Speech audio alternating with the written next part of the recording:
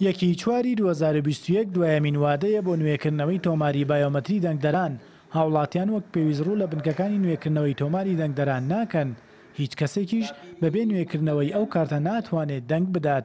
ڕێژەی نوێکردنەوەی کارتی بایۆمەتری لە هەولێر لە 60 و بۆ هەڵبژاردنیش پێویستە لە 80 وڵاتیان ئەو کارتەیان نوێ کردبێتەوە. کاتێ ئێستا زیاتر لە 58% تا 60% خۆیان بایۆمەتری کردووە، بەڵام ئەمە ڕێژەیەکی ینی بەڕاستی زۆر کەمە بە قەنەعەتیمە، چونکی دەکرێتن زیاتریش تۆمار بکرێتن. هاوڵاتیان زۆر ینی ملاحەزە دەکەم بە ئەوە نییە بە گرۆتین بۆ بنکەکان نایەن سەردانی ناکەن.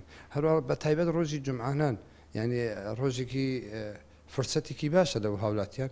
ئێمە بنکەکانی ما ڕۆژی جمعانان لە ساعات 8 بانی تاسی نیوڕانی کرایتەوە، کەچی ڕۆژی جمعانان نسبەی تۆمار زۆر کەمە.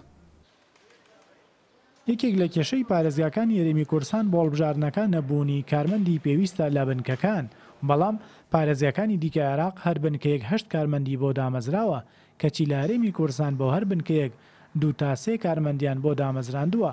ئەو ڕێژەیەش بۆ زیادکردنی کارمەندیاری کراوە کەمە، کێشەی بۆ پارێزگاکان دروست کردووە.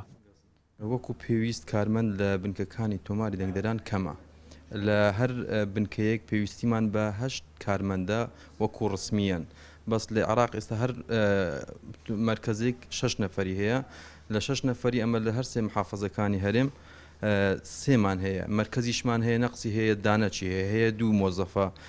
ئێستا کە ناوەکان هاتینەوە بۆ هەر مرکزێک ناوێک زیاد کرایە، ئەویش لەسەر خواستی بەغدا ناوەکان نردراینە وەکو پێویست نییە. کۆمیسیۆن تا ڕۆژیەکی 2021 بۆ لایەنە سیاسیەکان دیاری کردووە بۆی ناوی خۆیان تۆمار بکەن. چەند ڕۆژێکیش لە بەردەم لایەنە سیاسیەکان ماوە.